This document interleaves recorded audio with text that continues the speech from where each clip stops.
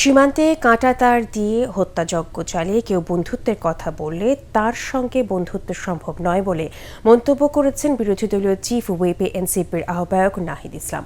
রাজধানীর institute of diploma ইঞ্জিনিয়ার্সে শাপলা গণহত্যা নিয়ে এক আলোচনায় যোগ দিয়ে তিনি আরও বলেন, 2013 সালে মাদ্রাসা ছাত্রদের মৃত্যুর মুখে ঠেলে দেওয়ার দায় সকল রাজনৈতিক দলকে নিতে হবে।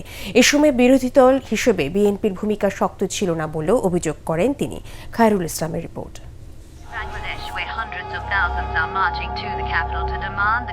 2013 সালের 5ই মে রাজধানীর শাপলা চত্বরের নির্মম গণহত্যা নিয়ে তথ্যচিত্র নির্মাণ করেছে এনসিপির সহযোগী সংগঠন ন্যাশনাল ওলামা অ্যালায়েন্স। মঙ্গলবার বিকেলে এর প্রদর্শনী ও বিচারহীনতা নিয়ে আলোচনার এ আয়োজন। আলেম সমাজের প্রতিনিধি থেকে শুরু করে রাজনীতিবিদ, মানবাধিকার কর্মী ও চিন্তকরা ভয়াবহ সেই রাতের কথা স্মরণ করেন এবং বিচার দাবি করেন। বিচার যদি সত্যি করতে চাই তাহলে আমাদেরকে একটু নিজেদের দিকে তাকাতে হবে, আমরা ভুলটা কোথায় করেছি। আজকে হেফাজতের সেই কালো রাত্রিতে যারা শাহাদত বরণ করেছে, পঙ্গুত্ব বরণ করেছে, তাদেরকে খুঁজে বের করে সেই বিচার করার দায়িত্ব হলো বর্তমান সরকারের। সার্জিস আলম বলেন, রাজনৈতিক সমঝোতার মধ্য দিয়ে শাপলা গণহত্যা প্রসঙ্গ যেভাবে গুরুত্ব হারিয়েছে, তেমনি জুলাই আকাঙ্ক্ষাও হারিয়ে যেতে বসেছে।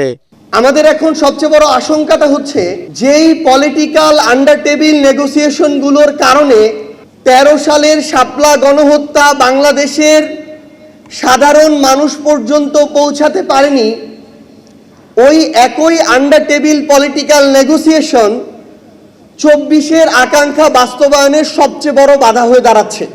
সবাই সীমান্ত হত্যার সমালোচনা করেন এনসিপির আহ্বায়ক নাহিদ ইসলাম।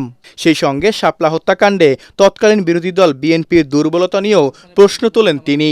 সীমান্তে কাঁটাতার দিয়ে এবং সীমান্তে আমার দেশের জনগণকে হত্যা করে কেউ যদি বন্ধুত্বের কথা বলে, তার সাথে বন্ধুত্ব সম্ভব না।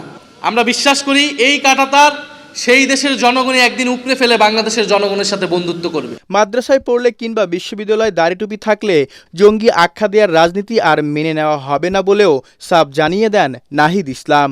সমাজ, রাজনৈতিক দল, আমাদের সবাইকেই বের হতে হবে। খায়রুল ইসলাম, এটিএন বাংলা, ঢাকা। সেই দেশের জঙ্গিবাদের